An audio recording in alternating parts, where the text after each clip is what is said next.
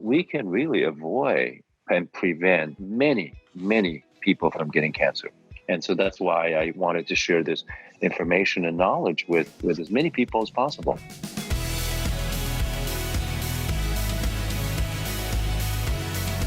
Welcome to the Shine Strategy Podcast, where entrepreneurs, visionaries, and business owners are getting visible and changing the world. I'm your host, Heather Burgett, an award-winning publicist, entrepreneur, and business mentor. Today's show is sponsored by PR Stars. For more inspiration and Shine strategies, head over to shineinsiders.com now for my free masterclass so that you too can get visible and go from local to global.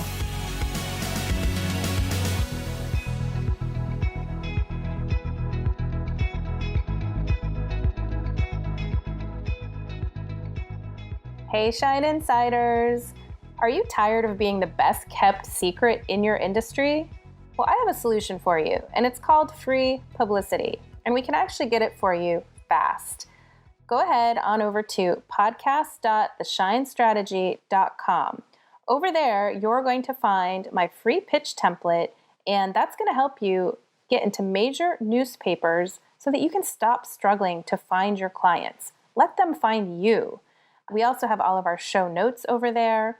You'll also see how to join my community and my upcoming free masterclass. So again, that's podcast.theshinestrategy.com. All right, everyone, let's dig in. Hello, Shine Insiders. I am so happy to introduce someone to you today that is a very special person in my life, someone that I respect immensely, who is doing great work in the world. Dr. Mao Shing Ni, most popularly known as Dr. Mao. He is a 38th generation of Chinese medicine doctors in his family. He's well known and respected in the field of integrative and anti-aging medicine. He's the co-founder of the award-winning health clinic, the Tao of Wellness, and the award-winning Yosan University. He holds 2 doctorates, as well as being board certified in anti-aging medicine. He has written 19 books, including his best-selling book, Secrets of Longevity. And his latest is Live Long, Live Strong, an integrative approach to cancer care and prevention. He has been awarded Best of the Best on the Dr. Oz show. He can also be seen on The Doctors, Katie Couric, as well as the pages of the New York Times and the Los Angeles Times. He also writes about natural health and longevity. The Huffington Post, Ask Dr. Mao, Empower Her, and other popular sites.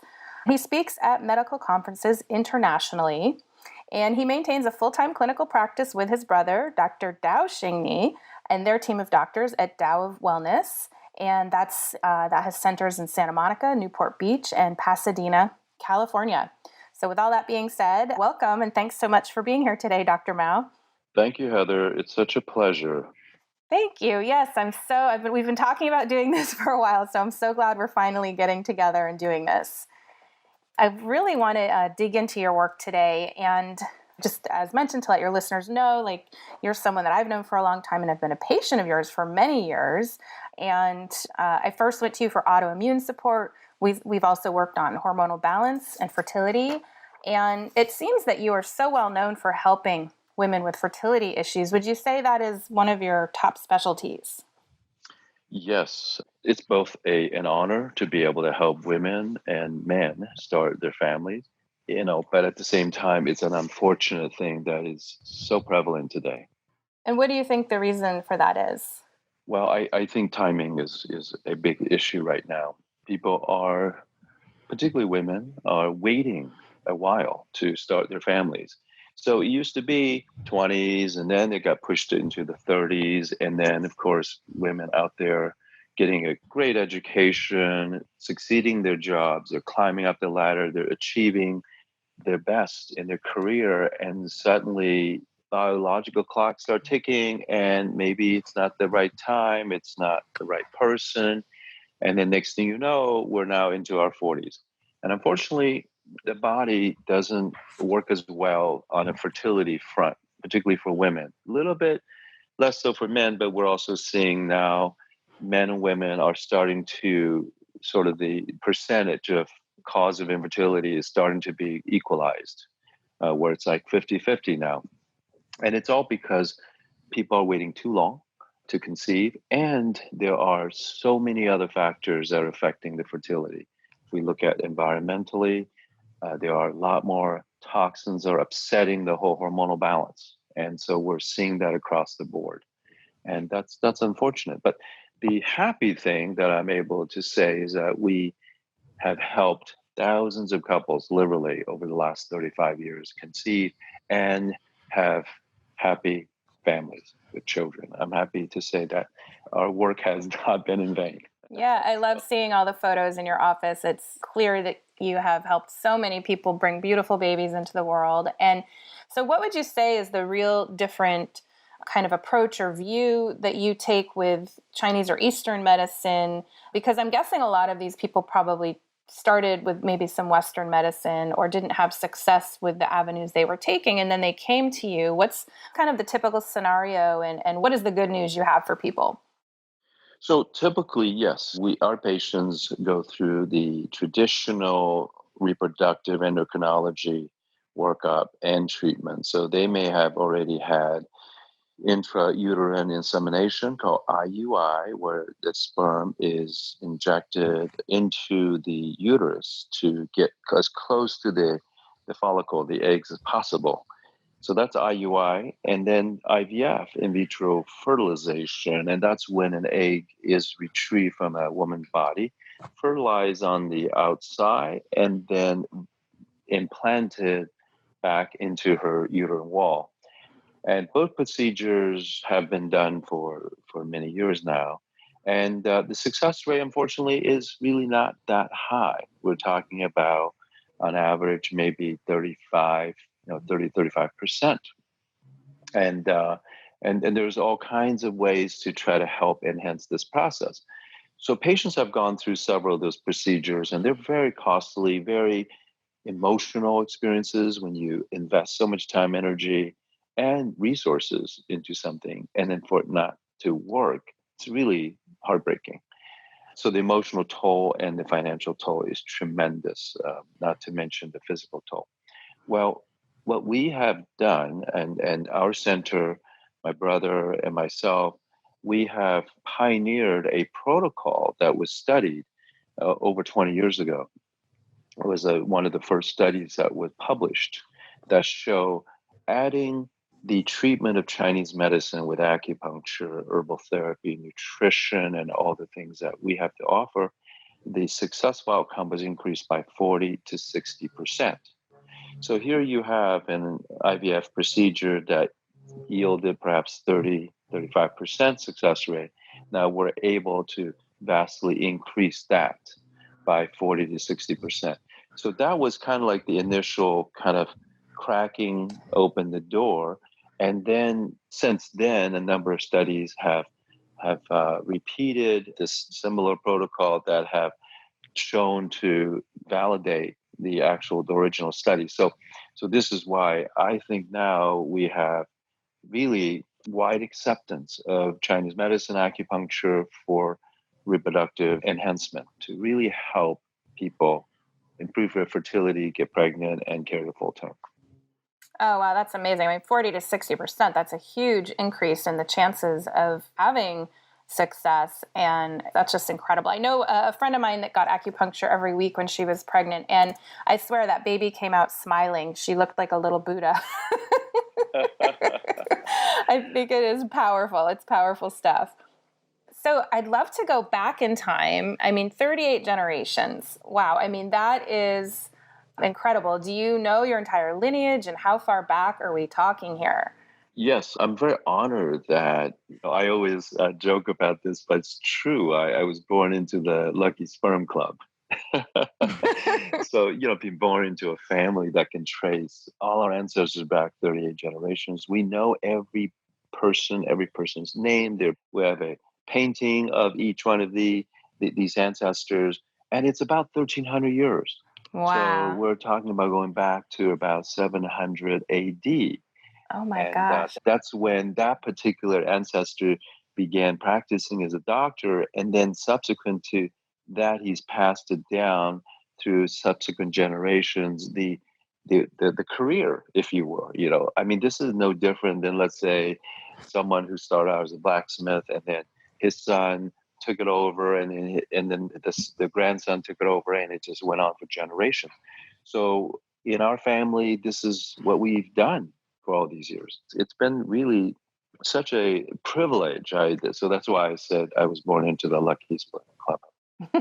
Yeah, I mean, that is really incredible to be able to go back that far. I got really into ancestry.com not too long ago, but I think the furthest back I could get was around 1700s in Normandy, France. So the trail goes cold after that. So it's amazing that your family has been so diligent in keeping track and all the records and having even the images and the photos. I imagine they had a series of portraits. Like where are all those? Does someone in the family have them, or? Yes, it's a good question. We actually have a family temple, if you will. And I call it temple because the indigenous religion of China is ancestral worship.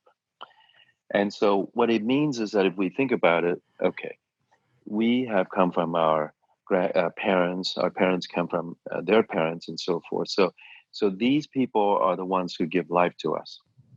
So first and foremost, we pay homage to them in order to honor our existence, right?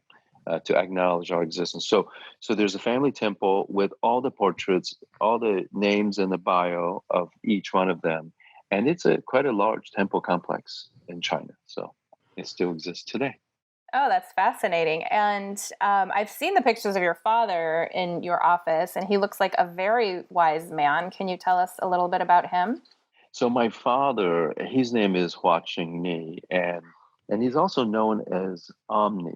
So he came from China right before the communist takeover from China in 1948. He left and went to Taiwan, and there he established the family lineage. Right, so he took it from China and took it to Taiwan, and I was born and raised there.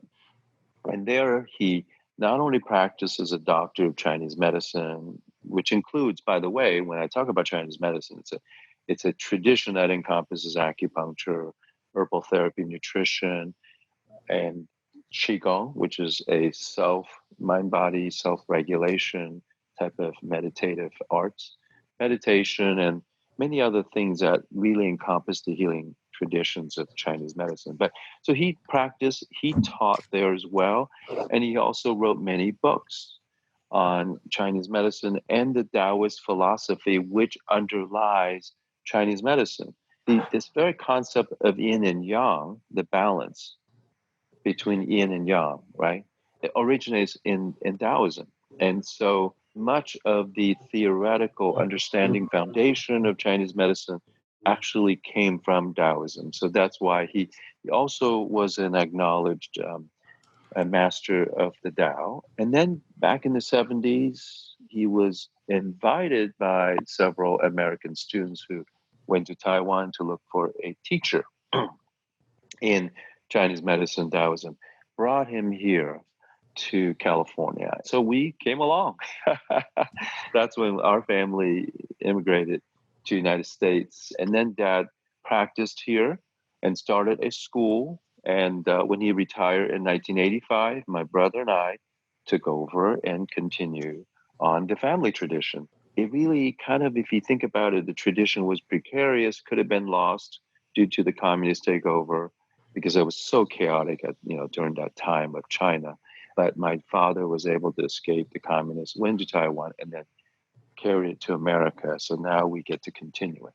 That's such a fascinating story. So then are you frequently going back over there? I mean, you said you have this family temple. Do you visit it? Like, how does that work? We stay in touch with our family, the clan, if you will. It's a huge clan now in China. But mostly when I go to China, I am visiting farmers because we use so much Chinese medicine. So, and much of the herbs are grown in the high mountains of China by herbalists, families who've been growing herbs for hundreds of years. So those are all also traditional families. I contract growers in China to grow herbs for us. And then we have a processing facility, a lab in China where we actually harvest all the herbs And then we put in very stringent quality control. This is an area that actually a lot of people don't know about, is that a lot of Chinese herbs don't have quality control. But we have set up this quality control where we test the soil before the herbs are planted for heavy metals. Then once it arrives in our processing lab, it's processed, extracted into concentrated powder.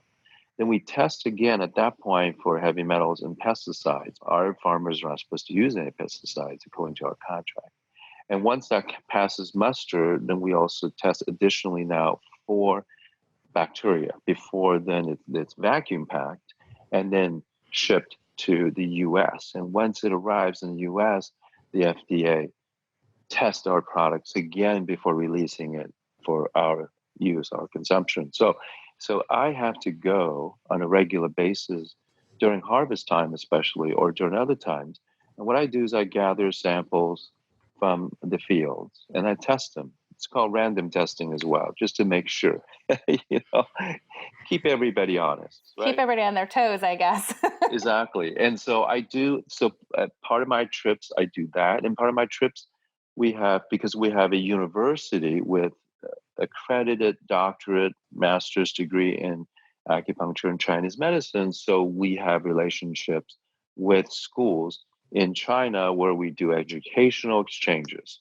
And so I also travel to those schools to give lectures or oversee the exchange programs that we have. So I do go back and forth quite a bit. Oh, that's amazing. And I love hearing how detail oriented you are with the process of being involved in the products that you're, giving. Because as someone that takes them, I know they work. I've had some great success with things we've worked on using your herbal formulas, and even things Western medicine said we couldn't do, we did, which, certain hormone levels of shifting those. Whereas Western looks at it as, no, that's just what it is. But working with you through the acupuncture, the nutrition, the herbs, I can absolutely give the testimonial that it did work and have somewhat miraculous and surprising results that I think typically in the Western world are not expected. So thank you for being... No, it's my pleasure. I saw a need for it because the quality's all over the place when you get out there and buying stuff on the marketplace. And especially because I use herbs every single day. I take a lot of herbs. My father, my parents, and as well as my kids. And so I have to make sure it's kind of like organic food. Like, we only shop organic. So why would I put herbs into my body that isn't the standard that I'm looking for? So that's why I spend so much time and energy making sure that this stuff is clean. So. Yeah, and pesticides are a big reason I'm sure that a lot of people come into you because of all the effects that people are having from having so many toxic chemicals in their diets and in their environment. So that must be something that often you have to address first in terms of cleaning out their lifestyle. There's no question that our environmental toxins have contributed to just massive numbers of dislocation from a health standpoint of view. If we look at the environmental toxins such as pesticides, herbicides, and so forth, we now know concretely, without a doubt, that it's affecting the hormonal balance. And when it affects the hormonal balance, particularly in women, and in men especially too, but in women, what we're seeing here is that it's affecting women in such a way that infertility is one of the results, as well as cancers, reproductive cancers such as breast cancer. Pesticides act like estrogen in the human body, so therefore they're called xenoestrogens. And so you've got too much estrogen in your body, that's upsetting the whole system, so it's lowering your progesterone, it's causing growth of cysts and fibroids and endometriosis, and it's increasing risk for breast cancer. Mm-hmm. And then on top of that, we're seeing a drop in the male sperm production. And the reason is if men are eating all these xenoestrogens, that's suppressing their testicular function, therefore their testicles are outputting less quality sperm.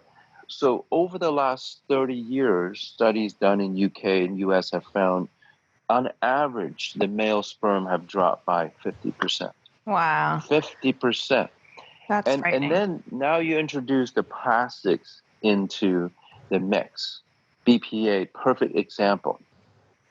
You know that credit card receipts you get?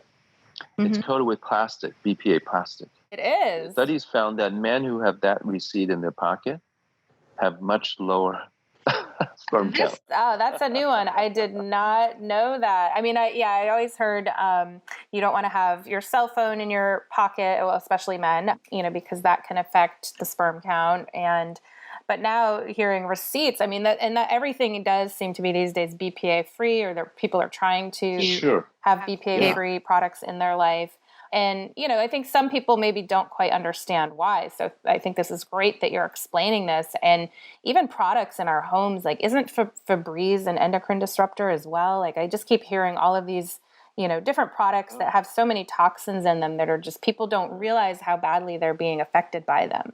Exactly. That's the problem. Cleaning agents, Clorox, formaldehyde. I mean, there's all kinds of things, ammonia based products. So it's really horrible. And so what happens, our body has a large capacity to absorb all these chemicals without getting sick just yet. But cumulatively over time is going to be upsetting the balance. I talk about hormones. But the immune system gets hit, and then you start to accumulate toxins that cause mutations to your cells. And voila, over time, when your immune system drops even further, cancer cell appears. And so it affects the whole spectrum. This is one of the reasons why we offer a very innovative cleansing detoxification program for our patients to clear all the xenoestrogen and toxins from their body before they attempt to get pregnant, before they are looking to bring a child into the world. You want to make sure your body is in good shape. And that's why we offer these detoxification retreats that span a weekend, Saturday, Sunday, where patients come in, people come in, even if they're not patients. We offer not just lectures and workshops in nutrition, environmental toxins, but also actual hands on treatment. We do skin brushing, lymphatic massage to get toxins out of the limbs. We do cupping to pull it up to the surface. We do acupuncture to stimulate the release of toxins from your liver, your kidneys, from your skin, your lungs. And then we put you in an infrared sauna to sweat it out. And then we feed you with lots of vegetable juice and broth, high fiber foods all weekend. So it's a really great experience, and people come out of it on average maybe losing 3 to 5 pounds, but that's not even the intention. The intention is to clear the toxins from their body, and it's something that we do on a regular basis. In fact, now I'm talking about it, we've got one coming up in September, so people can just check it out on our website. There should be information on that. Oh, great. And do you want to quickly give the URL? So the website, yes, just go to taoofwellness.com. That's spelled TAO of wellness.com. Fantastic. And we can put that in the show notes as well for everybody. Amazing. I love hearing about all of this. I mean, it's just so powerful. I think so many people are aware of kind of, what's happening on the planet with all of, this environmental toxicity. And was that really the inspiration behind Live Long, Live Strong? Yes, yes. This is because we are seeing so many patients that are coming in with cancers that I feel are so preventable. This is why I decided to write a book called Live Long, Live Strong, because ultimately this is our birthright. We, on average, humans can live to be between 100 and 120. There's no question. And why are we expiring before then? Well, a lot of times, if you look at the cause of death, it's cancer or heart attack. It's all preventable.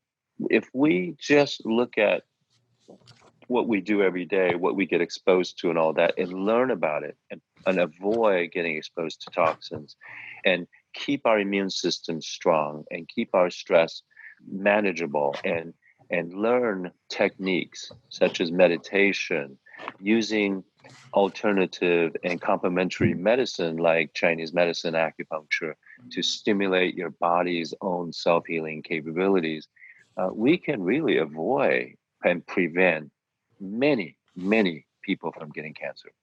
And so that's why I wanted to share this information and knowledge with as many people as possible.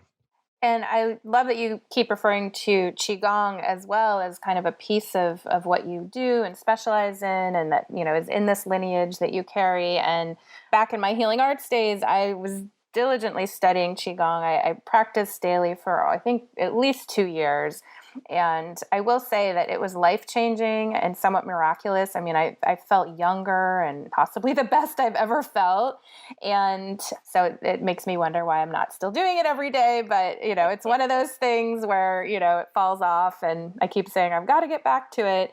But I even got my grandfather to do it before he passed. He had cancer. And I had him practicing Qigong, and I do think it helped him quite a bit.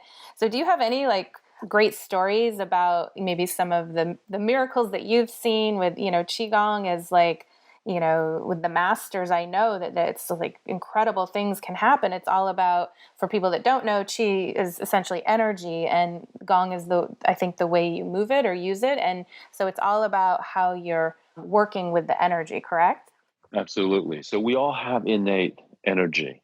That energy propels us every day in our lives. It also is the very energy that heals and restores the body from injury, from illness.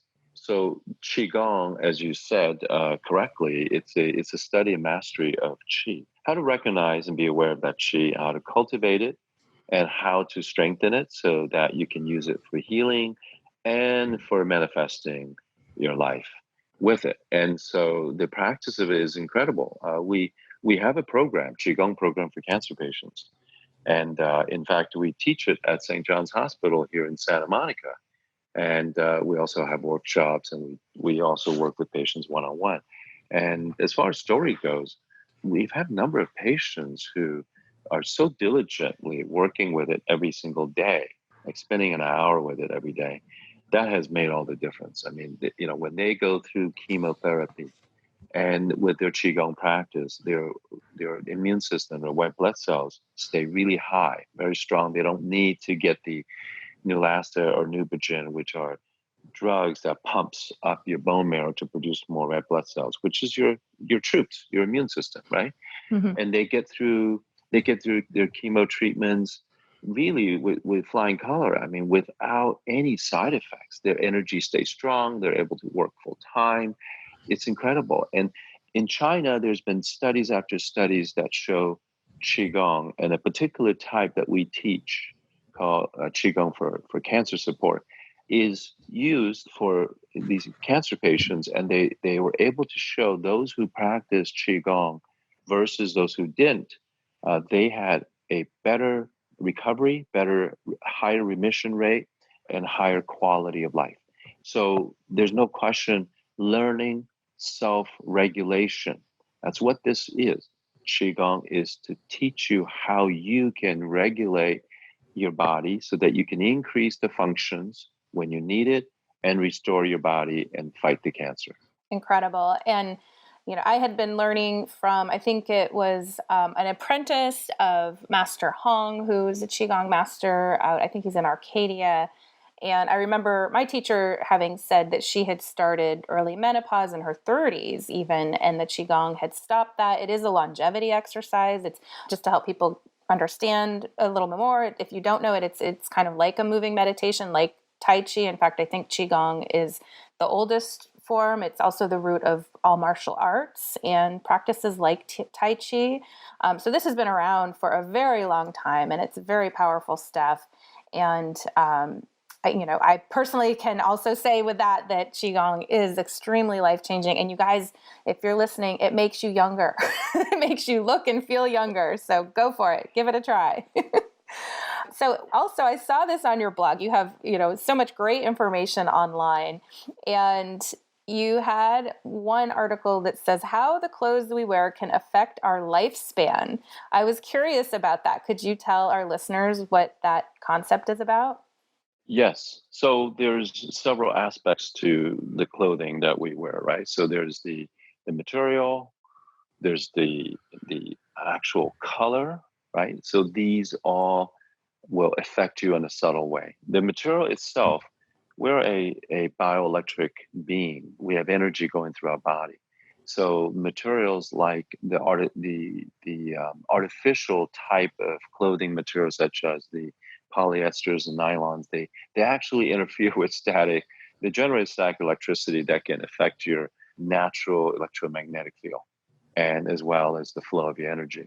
So on the material level, we try to encourage, like, listen, cotton, organic, and make sure you're careful about the dye, because a lot of the dyes can seep through your skin when you're sweating, and they also are toxic. Many of the dyes are toxic. So just be very careful, examine materials, examine where it's made. So that's on a basic level. But then at the other level, which is color, so the color is important because color, we are affected by these color frequencies. And each color affects a different area of your body. So, for example, red is very exciting. It actually is one of the colors that pops. So when someone walks into a room, and they're wearing red, all the attention goes to that redness. Our eyes are tuned to this very bright color. Red is energizing. It affects your heart and circulation. So really gets you excited, right? But maybe if you are someone who's got high blood pressure and overly excited and anxious, that may not be a good color for you. So color can Wow. affect you in ways that you might not realize, but it's very powerful. It's subtle but powerful. So how the clothes you wear can affect your health, your longevity, for sure. Another thing is the fit, right? So I've got guys that I'm treating for low sperm, and they're coming in with these tight jeans. That one I've heard for a long time. Yeah. Listen. I don't want you to be wearing those tight jeans because you're generating so much heat. You're cramping your testicles. And testicles, there's a reason why testicles hang on the outside, because they require 1 degree lower in temperature in order for the sperm to thrive. And so now you've essentially enveloped it within the body, and you now heating it up and creating. So just something as simple as that. So your fit is sometimes too compressed. It can create unnatural movement. So anyway, so there's a lot more about clothing. We actually incorporate as part of what we call feng shui for health and longevity. And I teach courses in feng shui for health. It's a series. So we talk about feng shui for actually peace and wisdom. We talk about how feng shui can affect not just health and longevity and, let's say, fertility, right? We started our conversation with fertility. It can definitely make a difference, but also for your financial health, for your career health, for your relationship health. So all of that plays into your health and well-being. I have to ask about the underwire for bras. Is that part of your concept here of like avoiding that, or? Oh, avoid, because again, we're cutting off circulation. We are blocking energy flow. You don't want anything that goes across, because the energy of the body goes up and down vertically, top to the bottom. So nothing that constricts, and that wire bra is really not healthy. So I suggest that looking for another approach to support it. Yeah, I remember in our Qigong practice, we weren't allowed to wear any metals because it's you don't want to be disrupting the flow of your energy. And for maybe people that don't fully understand or know about acupuncture, acupressure, how that works, can you explain how we have these meridian systems in our body? Yes. So acupuncture is based on the understanding that there are meridians or pathways, or what we call channels, where energy flows throughout the body.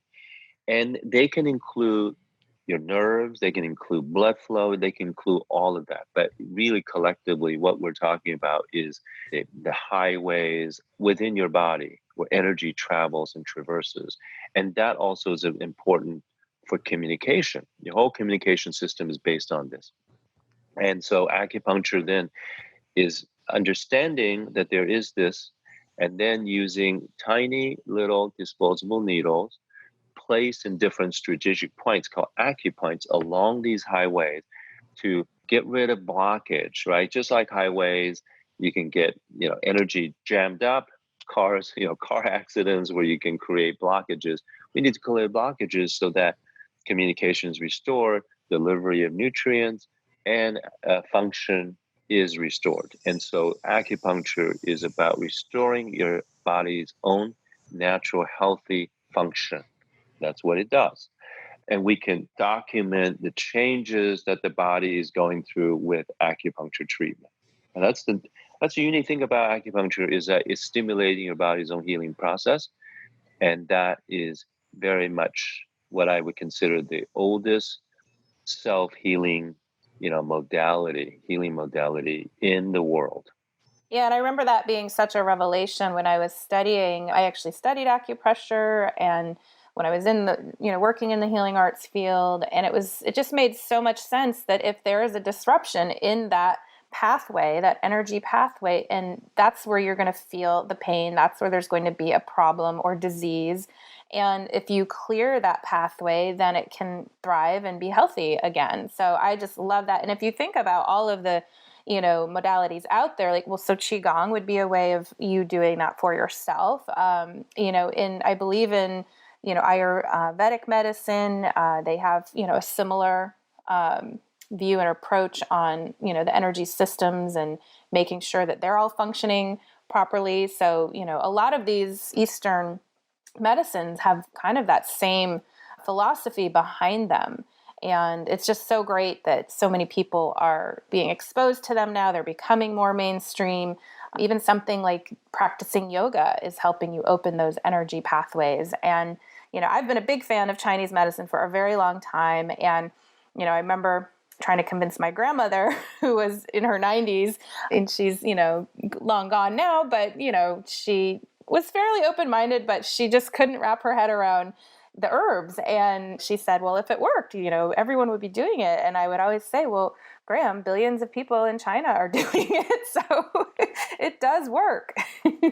Well, the interesting part, though, is that the pharmaceutical industry really has only been around for less than 100 years. So if she asked her mother, her grandmother, they all did herbs. Everybody, everybody. If you came from Europe, Natural for sure. medicine. Yeah. Natural medicine, the botanical traditions, the herbs. So the herbs have preceded the pharmaceutical industry by thousands of years. And so this is an important thing to remember, is that even about a third of the drugs today originally came from herbs. There were ingredients found in certain herbs, like aspirin, right? Was found in white willow bark and extracted. And so there's quite a, it's all originated from herbs. So I think people forgot that. It's sort of like kids today eating their food and not realizing that, oh, the milk came from a cow, not from the refrigerator, or the bread came from the field, the wheat field, or the vegetables came from a vegetable patch. And that, again, we've forgotten the origin of where we come from. And Yeah. that's nature. Nature sustains our lives. It's not the chemicals that sustain our life. It's nature. You tell me that you can live the rest of your life in the dark without being exposed to the light. And I say that, well, you're going to lose your bones, you're going to shrivel up, and you're going to die very early. Because the fact is, we need light. We need to get outside, get a vitamin D, and regulates our sleep and awake cycle. And there's so many things. We are creatures of nature, and we draw sustenance and healing from nature. And this is what people need to realize. And unfortunately, I think at the industrialization, where we've kind of sort of become very removed from understanding that we are part of this great nature and we cannot live without it. And we are certainly sustained and healed by it. Yeah, and I think a lot of that is, it's up to us to teach the next generation. I mean, I remember seeing one of Jamie Oliver's, the chef, his show where he was going into schools, and these children, he would ask them if they knew where French fries came from, and they didn't. He showed them a potato, and they did not know what a potato was. I mean, I almost fell off my chair. So it's real. It's a real struggle out there, and you're so right in that. And actually, I have a funny story about that too. My friend's little boy, who's pretty young, I think at the time he might have been 4 or 5. They were having pork ribs, And he was like, wow, these are delicious. I sure hope the pig is okay. So we got a kick out of that one. So yes, teaching them, to understand. He knew it was from a pig, but he hadn't quite made the full connection yet that the pig was no longer. So you have been in so many great press outlets, from Dr. Oz to the New York Times. Can you speak a little bit to how this exposure has impacted your business and your life? Well, it's all very organic. I don't, I don't, I don't employ any PR. I don't, do anything other than just let's get the material out there and share it with the world. That's really all it's been. And so I would have, people call me up and say, hey, this is someone from Dr. Oz show. We'd like to get you on a show and fly to New York and do that. So I do that. I like, for example, I've been going on Home and Family Show, the Hallmark Channel, a lot. And that's been a lot of fun. That's Burbank, so I can just drive there instead of getting on a plane to Dr. Oz in New York. But what it does is it allows we get a lot of traffic for sure. People call from all over the country. It gives them an opportunity to educate them further, point them to resources, refer them to, let's say, a local Chinese medical practitioner in their area. And so I support them. I have books, I have some products they can buy to help really support their health and wellness goals. And there's no question, it's been helpful. It's allowed us to expand and get access and be more available to people. I also have a university called Yosan University of Traditional Chinese Medicine. And Yosan is my grandfather's name. So we honor our ancestors. We named the school I never knew that. Okay. Yes. So students come through all this media as well. So it's been very helpful to get this information out there. So do you ever work virtually with any patients from around the country or the world? We do. We actually have a telemedicine program where we have patients from around the country and around the world, actually, where we do consultations. We'll do it through Skype or FaceTime. So it's very convenient now. And we're able to review their medical records, coordinate with their doctor locally on protocols, and we'll put them on herbs and nutritional protocols.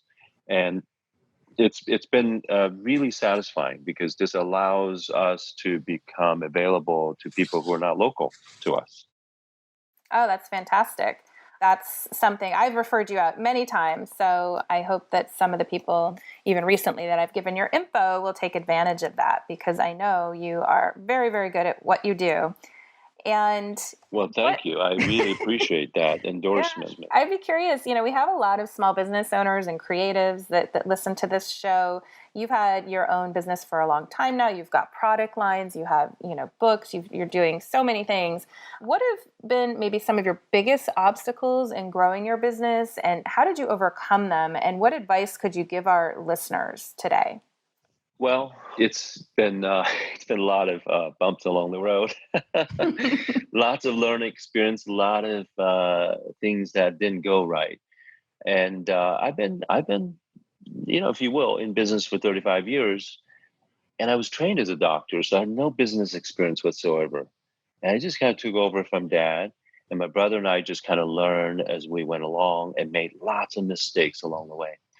And I would say the biggest obstacles are finding the right people. Ultimately, here you are, you're one, and you're trying to somehow multiply yourself. And it's not possible, of course, but you can do it through people, the right people. So recruiting the right people, right doctors, right staff, right managers, I think that's been the biggest challenge, and at times we get lucky. And at times we're not so lucky. And then when we do find someone, then they get pregnant and start a family. So we're very good at what we do. Obviously, many of our staffs have actually left because they got pregnant, had a baby, and started a family. So I told my brother, we were joking. We go, you know what? I think we're not going to work on our staff and our doctors anymore. You want to keep the good ones around. I know. And we're very happy for them. But ultimately, finding and keeping the right person has been key to our success. I think a lot of small business owners would probably concur that is like really having that. And then, all this compliance, wow, it's mind boggling how much, if you're in California, how many hoops you have to jump through just to comply. And not to mention, we have various accreditation that we have to go through and the self-study process for our university and other things. So there's a lot. And you can literally keep one full-time staff busy just on compliance alone, which I feel like, wow, this is such a waste of time and resources. And I just wish that politicians would help us out here. I mean, this is really tough, to put the obstacles in what we're trying to do, serve people, to really bring the benefits to the community. But we've been lucky, we try to, outsource as much as possible to the right people. So it's really, again, I would say, part of the success is luck, really. And just get out there and share. Just share yourself and share what you know with as many people as possible. Don't be afraid. Don't be shy. That's really been I think, one of the ingredients that I consider important to where we are today.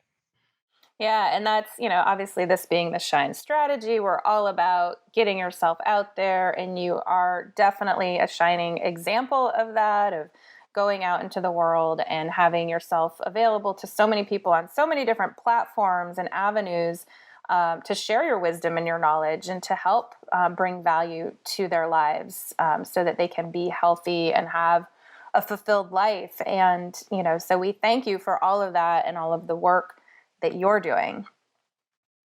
Thank you. I appreciate that very much. And I like to ask my guests, if you could go back to give advice to a younger version of yourself, how old would you be and what would you say? Wow, that's a really good question. That's a really good question. I think I would take myself to 30 and I would tell my younger self at that point, like, don't be in such a hurry.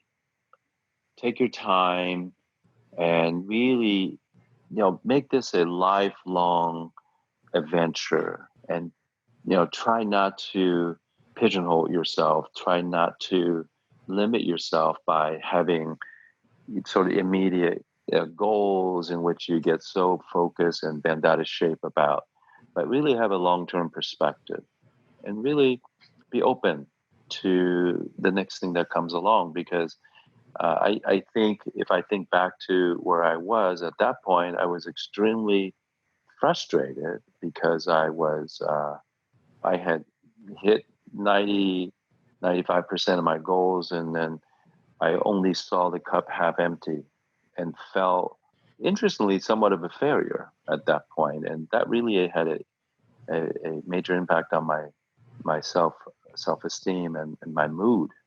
And so that's what I would tell my younger self. I would say, listen, hey, don't be impatient.